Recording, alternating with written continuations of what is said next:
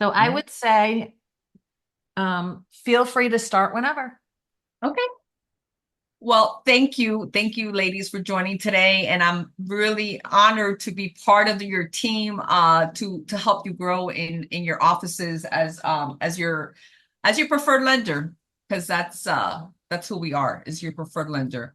Um, so here is the two topics that I'm going to discuss today, and it's FHA 100% financing for disaster victims, and there's an alternative loan, which is FHA financing for non-disaster victims. Let's call them from there. And I'm gonna let you know the difference, because there is a difference on both of them.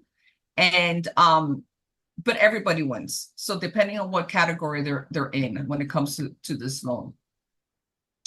So in the FHA financing for disaster, here's I'm a very bottom line kind of person. So I am to the point, and sometimes I have time to even repeat the class because I don't, mince words too much. So here it is. Unfortunately, we have families that have lost their homes, or renters as well. So keep in mind, this is also for people that lost their homes that are renters. So their house was destroyed. They were deemed unlivable in the hurricane areas. That is going to be needed to be proven with documentation. So here's my take on that. If that paperwork has just started and it's not quite there yet, we'll deal with that. But we do need the paperwork that the property they currently live in is not livable. So here's the reason for this loan. So let's say obviously that house is deemed unlivable. That house is here. It's isolated. It's an isolated incident. So if they're not paying the mortgage, or if they're behind, or the lender this, the lender that, their current lender, that's fine. So if their credit gets a ding because of that, because of the disaster, maybe they lost their job and now they're back at work, that's all looked at. Let's call it, that's forgiven. It's isolated in their credit report. We need to be clear on that. So if they've had, not good credit before and all that stuff, and now they're in this jam, and it affected their score more, that's something else we need to look at. And there's other products for that type of person. So here's what is going to happen. Oops, I don't know why I did that, but anyways, I did something weird. So we already talked about the evidence that we needed, and I'll help the the client assess that as well. Do you guys see that little weird thing that just popped up on my screen? Yeah, Anyways. it's like a text box or a note thing. I'm not 100% how to get rid of it. So we're just gonna get to the bottom here. So, like I said, we're going to get the evidence. So here is what is here's the properties that are eligible is 1 to 4 units. So it's the house they've lost. This is the house they've lost. We're still talking about that. It's a condo, a manufactured home, or a townhouse, right? What's not eligible is a condo, hotel, any co-ops, or non-warrantable condos. That's what's not. So the house they've lost. This is what we're talking about, right? They're Nora, I'm just going to interject for 1 second. This has to be their primary residence, correct? Yes. Okay. Mhm. Yes. Very good. Thank you for that. I appreciate you.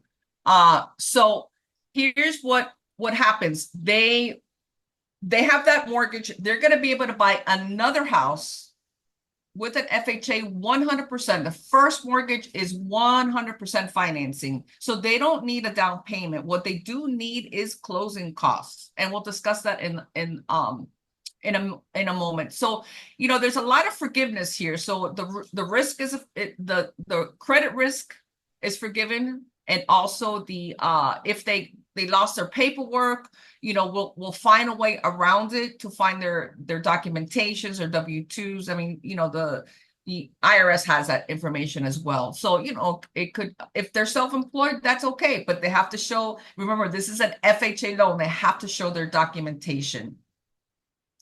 So it's just that easy. It's that easy where you're going to find them as a real estate agent. You're going to find them a new home. They're going to get 100% financing. And then we could get seller contribution up to 6%. Okay. So there's your down payment.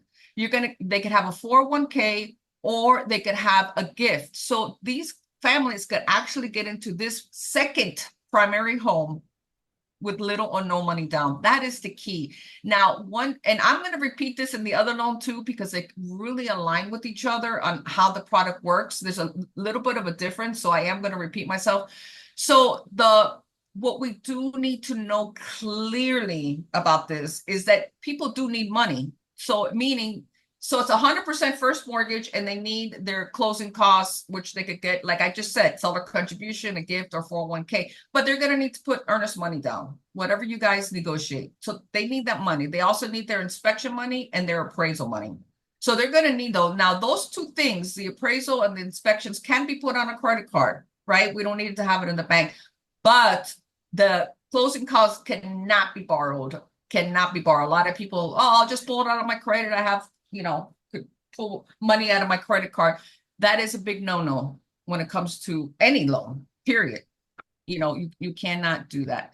So, that's how simple this loan is. Let's go on and help families. This loan is up to 12 months after they're deemed disaster. So maybe you have a client that has, they just got in it, they're gone home on fixing it, but it's taking long, but this happens, but that happens with the insurance, and they're frustrated, and they're living at mom's house or relative's house, and now they're ready to move on while they're still fixing their house. So this is up to 12 months. So what I really, like about this product, and, unfortunately this did happen to families, but here's the thing as a realtor. I am not a real estate agent, but I've been doing this 25 years. So I know a lot about you, how you guys think. And my ex-husband is a real estate agent. So I lived it for a very long time.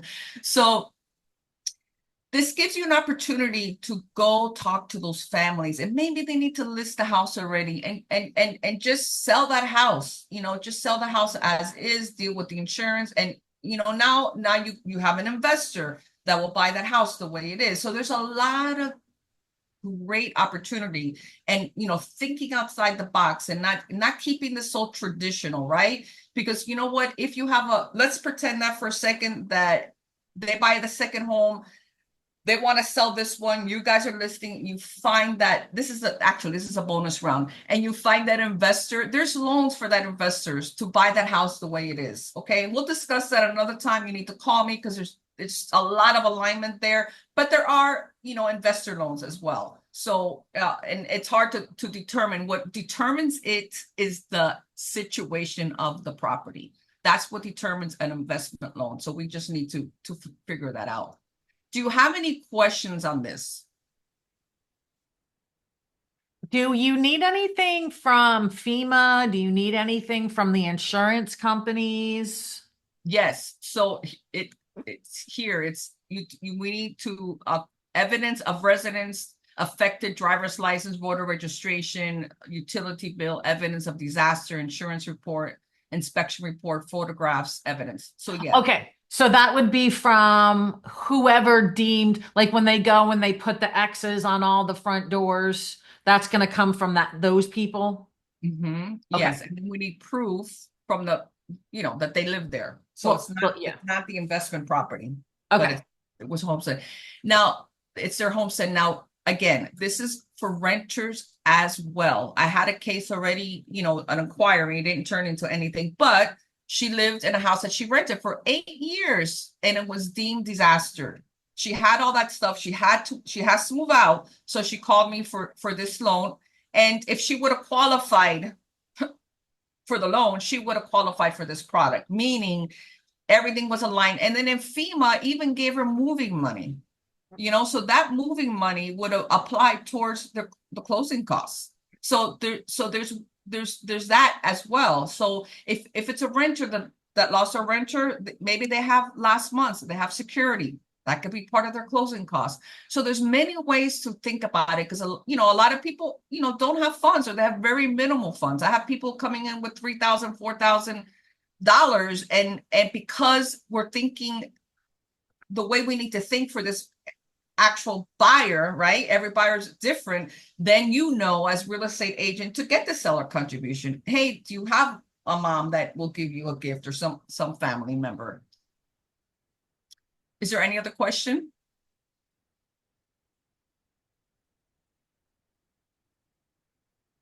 I don't have anything up right now. Yeah, and it'll all come together in this situation. So I need you to kind of clear your heads right now, because what I'm noticing is when I do this presentation together, people get confused with the first product to the second product, and they kind of mix it up, kind of mix some things in. So I do want you, to think about this as an alternative loan, but it is a new loan. It's not the disaster loan, but FHA does offer 100% financing. So I just closed one last week. The family was just so happy. They got their down payment. They got a gift from their parents. They had some money saved, and they even got some credits, from the seller. So, they literally went into this house with very minimal down. So this is primary residence. You do not need to be a first-time home buyer either, right?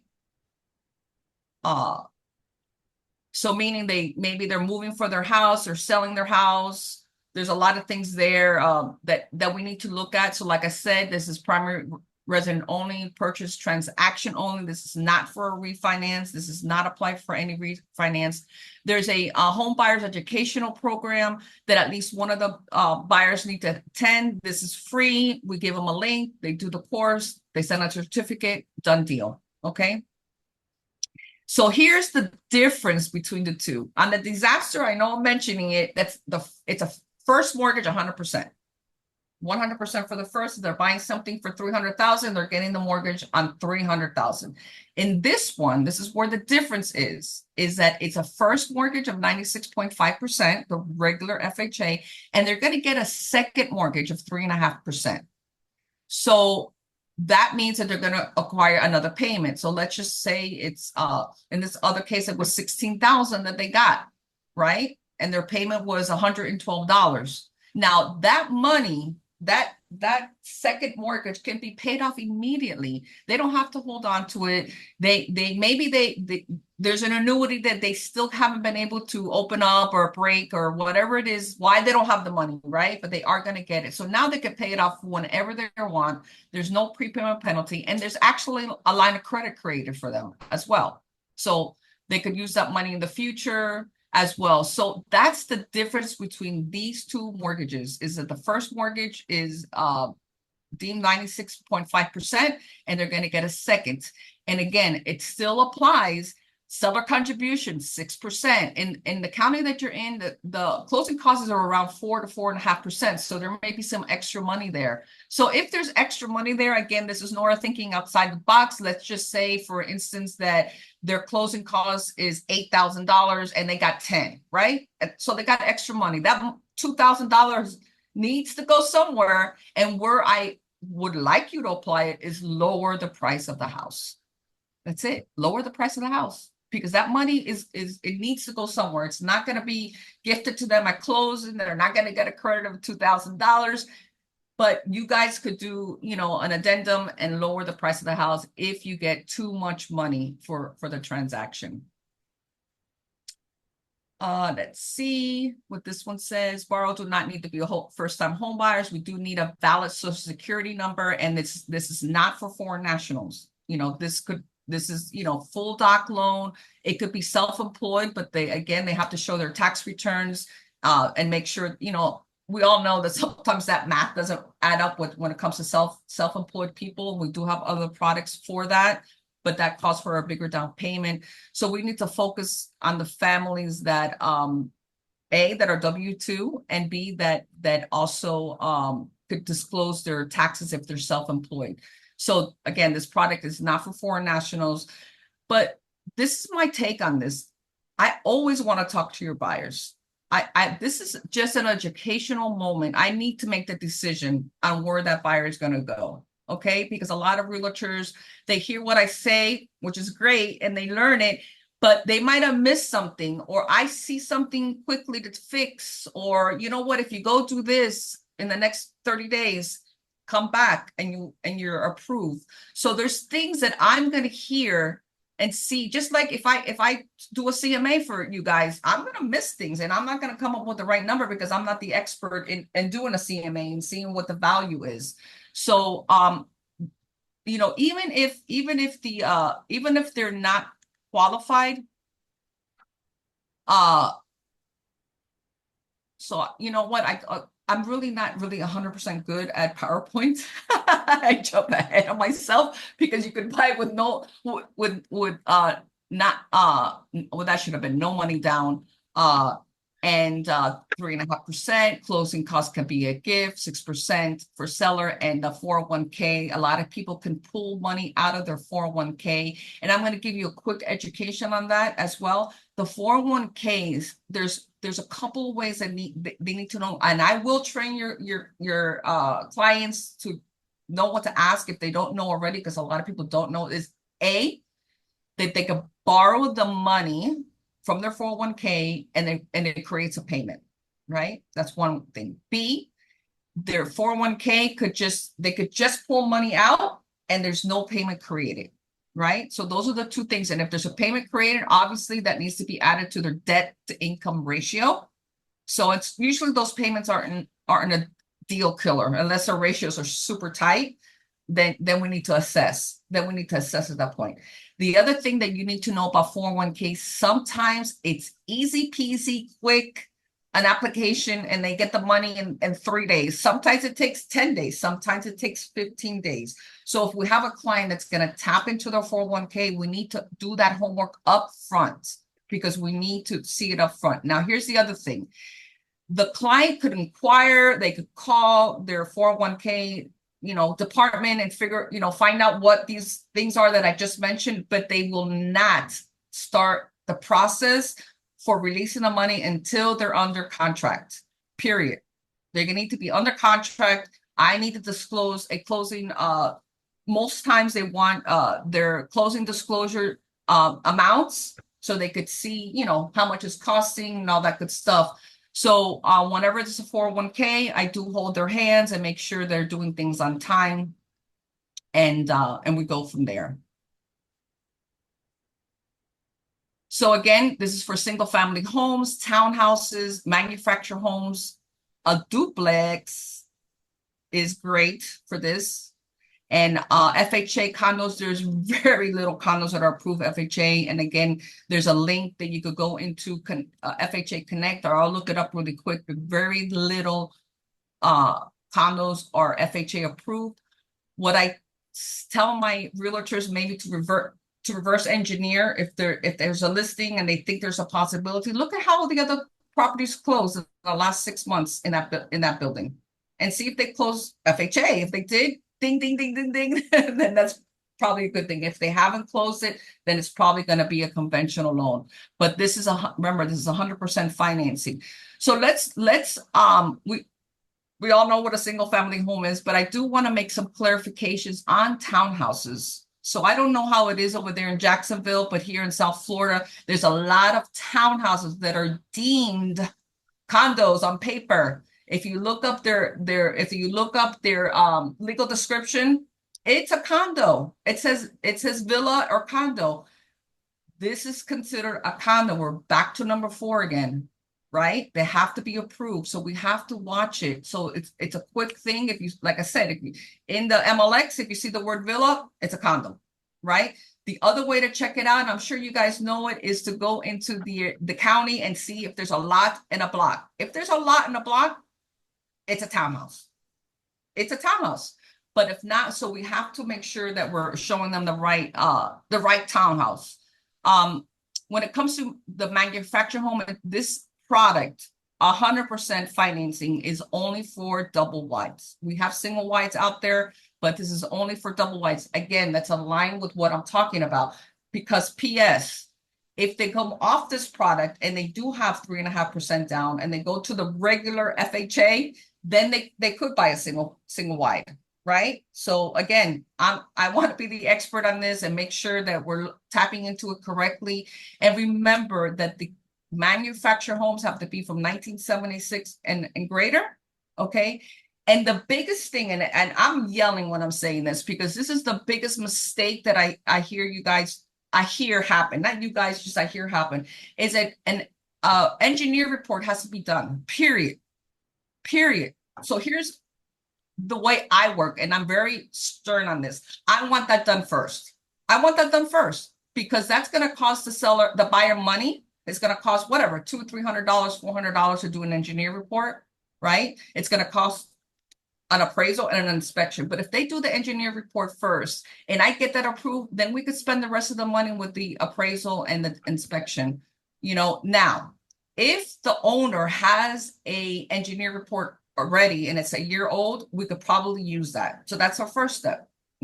I had a family that the owner had an engineer report and the place was a disaster. It was so unsafe. And this poor family was just so happy. It's their little home. I'll fix the wood on the floor. But it wasn't that. It was that the property was unstable. It was ready to fall. So that's the reason for the engineer report. And those things are a little pricey. So maybe get the seller to pay for it. That could be, a win-win, and they could, if it doesn't happen, they could keep a copy of the report. But we have to be very, very specific on that. And the other thing, and I think you guys all know it, it cannot be a rented land. The land cannot be rented. They have to purchase it. And what I just said about the manufactured home, that applies for FHA, that applies for conventional, period. When it comes to manufactured homes, those are key things. And there's some wonderful parks out there. There also, some of them are deemed condos. I don't know if you've seen that too. So they may have to go into a conventional loan. That paperwork may be fine. So I kind of jumped to other products right now. So I just want to let you know that we have to be really specific about manufactured homes. So are there any questions at this point? Let me check the chat. Nope, nothing in chat.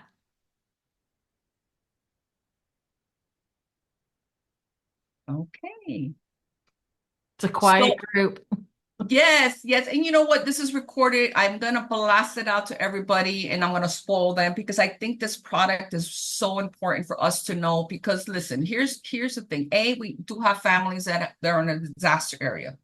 And maybe the house quite wasn't a disaster, but they could buy something else. They could we'll figure it out. Or, maybe it's not right away. Maybe something needs to happen. I have a very strong CRM. So when you send me the client, regardless of what product they go into, they're not quite ready, then they're going to go into my CRM. You're going to be tagged on it. And I'm going to do a follow-up until we get to the point that they close a transaction. So when it comes to this product, 100% financing of the first and the second, this is a beautiful product to get, and I think of young families a lot, right? Get them into homes, there is an extra payment, right? Because the 3.5% is another payment, but that's fine. They're going to chip away on paying that off. They're going to chip away on paying that off. So these products are wonderful. We could get families into homes. I'm here to serve you guys. Look, I'm happy to talk to your clients. I have a system where the way I work is getting you guys to send the lead, and I follow up very nicely and getting them pre-approved within 24 to 48 hours. The people will be pre-approved, and that time starts when I get everything. So if I'm missing a pay stub that I'm not comfortable with, I'm not gonna do my work, because we need to see the whole picture. I need to see the whole picture, so it doesn't affect us later on. Any questions? Yes. Any questions? Go ahead. Sorry, go ahead. I was just wondering if there was a minimum credit score for these programs. Well, on the first one, the disaster loan, let's call it disaster loan. If they, like I said, if they haven't paid, the credit score is not going to matter so much, right? On the second one, and in the second one, and all FHA or conventional loans, it's you could go as low as 620. That's my comfort zone. It could, obviously up to 700. But when you're below, listen, here's why. When you're below the 620 and you're at 600 to 620, there's a problem with the credit. Usually there's a problem with the credit that needs to be fixed, or they don't have enough credit. But I don't know if you guys know this, but the lower the credit, the more it's going to cost them. That's the bottom line. So if there's a little thing that could be done, let's get it done. Well, I'm going to tell you, hey, you know what? If they do X, Y, and Z, the credit score, we could rescore their credit. So that's a great question. But again, in my experience, when we have low credit scores, there's charge-offs, there's repossessions, there's bankruptcies, and credit needs to be fixed.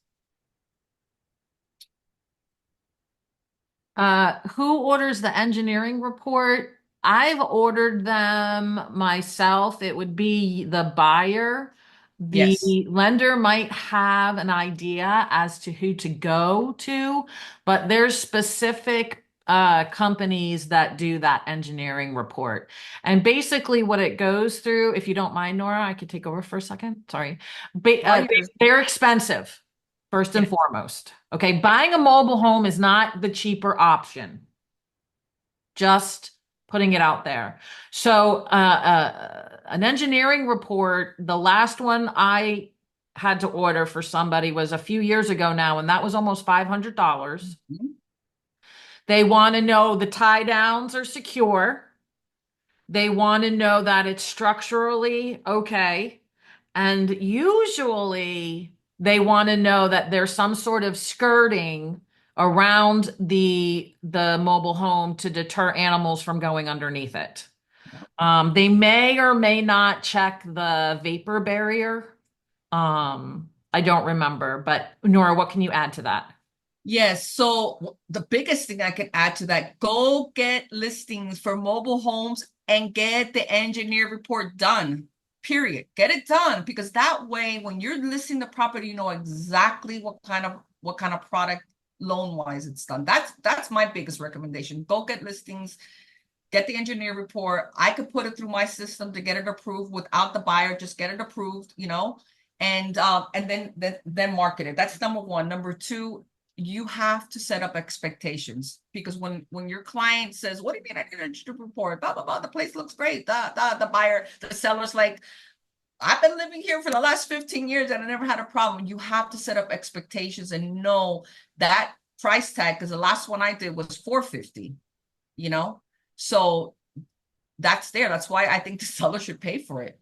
Honestly, I think the seller, or 50-50 or something like that, because it's their home they're trying to sell, and it's going to bring them what they need. That's why I think when you do listings, just get it done up front, Yeah. and then also know when you do get listings, know that if the mobile home is in 1970, it's a cash deal. If it's a condo on paper, go get the condo docs. Let's see if they're going to get approved, because a lot of these condo mobile home parks are good or they're a mess, one or the other, so we need to figure that out. I mean, I in this market with you guys, with all this that's going on with you guys in your market, the biggest thing that you could do for yourself when you list a property is do your homework on that property. And when you put it in the MLX and you have your notes, then you're going to eliminate a lot of calls that don't belong to that. So especially in the condo market, the condo market is a whole new thing too. Yeah, that's spicy. Yes, I could, if you, I know it's 12 o'clock, I could give you a quick thing on condos, or we could just go ahead and end it. Oh, I see people in the chat. Hold on a minute. What did they say? Oh, wait. Uh, is there a minimum credit score for this? So Yeah, is there a minimum credit score for either the first one you talked about or the second one? yeah. I just went through that. For the first disaster, it really doesn't matter, because if their credit score went down because they're not paying their mortgage on the house with a disaster, that's an isolated incident, and they're gonna look at the rest of their credit before the disaster. And people had, paid everything on time. They're not behind on they never were behind. So that's a yes. Doesn't Okay. matter the score. That's a yes. On the second one, it could be again as low as 600. The rates are going to be higher, the closing costs are going to be more. So if we could bring that up, the sweet spot is 640. That's the sweet spot. Yeah. Is 640. At 620, again, there's, I'm going to call it a consequence. There's a consequence on the closing costs, when it comes to the rate buy down, let's say, Right. because they want to have the rate less, Yeah. so they have to pay a little bit more for that rate. And then just to go back with Darlene about the engineering report. So, Darlene, when you're selling a mobile home, it's needed for the transfer of title. So it's not like a survey where a buyer needs it for the mortgage, and then the buyer would have to pay for that. This is needed. So, use it as a negotiation tool. See if you can get the seller to pay for it if they don't already have it. Otherwise, if the seller refuses, then and the buyer wants to move forward, then guess who pays for it? Yep. And I've had, like I said, I put it through my system, and that last one that I told you about, I saw the pictures of the place too, because I do the visual on mobile homes, not on anything else really. And I saw red flag, and I said, let me have the engineer report, and I put it through the system. I sent it to the underwriter, and it was denied. Mm-hmm. The place was denied, not them. Yeah. And there's sometimes a lot of repairs that will be needed after the inspection, after the appraisal as well. So just prepare everybody for that. Mhm. Yes. Any more questions? All right. Well, let's do condos a different day. Okay. Because doing too much at once, always confuses me. Trying to Okay. keep everything at once. But thank you so much, Nora, for joining us over here. Yeah. And I'm just making sure if anybody has any more questions, and I don't see anything. So yeah, thank you so much, Nora. And we look forward to seeing you next time. Yes, I'm looking forward to it as well. I'm so grateful for each one of you, your whole Yes, and we're team. grateful for you. So thank you so much for all the information, Nora. And we'll see everybody later. Okay. Bye, Peace out. guys. Thanks for Bye-bye. joining. Bye-bye.